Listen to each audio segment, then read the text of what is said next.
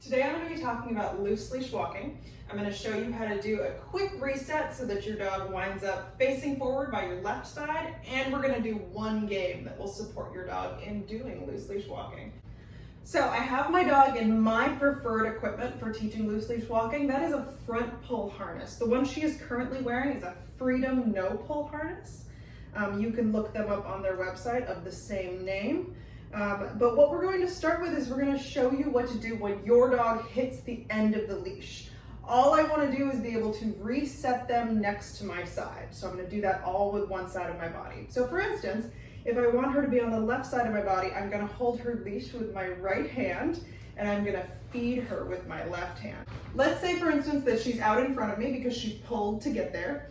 I want to take a treat in my left hand, and using my left foot I want to step back, at the same time luring her back. Jump.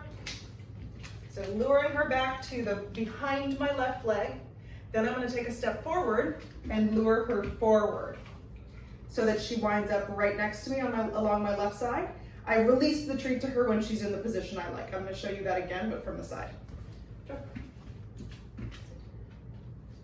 So again, treat in my left hand, stepping back with my left foot, luring her back with my left hand, and then reversing all of that motion. See how she winds up right next to my left side? So also while I'm doing that, I'm turning my hand. So I'm luring her back like this, and then quickly turning my hand so that I'm releasing the food backward to her basically. And that's how I do a reset. When I'm on a walk, I do that anytime my dog hits the end of the leash. That may sound like a lot to do. However, anytime they're pulling and I'm letting them move forward, I'm giving them a huge reward for pulling. So my first step is to just stop walking forward when they pull. Okay, so the second game I'm going to show you is called Ask Permission. So basically what I'm going to be doing is I'm going to be tossing a treat or a toy out of my dog's leash range.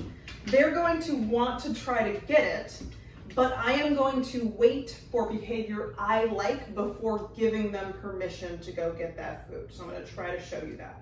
So I'm not going to give her very much leash because what's going to happen is she's going to run to the end of the leash and I don't want her to do that. So I'm going to give her probably like 3 feet or so, and then I'm going to hold on tight.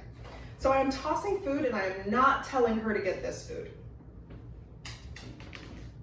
When she does behavior I like, which is looking at me and stepping back, yes, I'm going to let her go get that food. I'm going to divide it though. Jump. Come on back. Good job. Show you that one more time. So tossing food out of her leash range, waiting for good behavior. Even better behavior than that. Yes. Very nice. And one more time. Tossing food out of leash range, waiting for good behavior. Yes. So notice how I'm not cueing the behavior. I want them to learn to ask my permission and not wait for them to respond to a cue.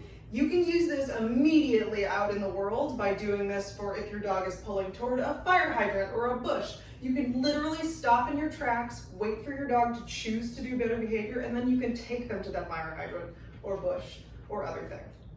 Okay, try those games at home.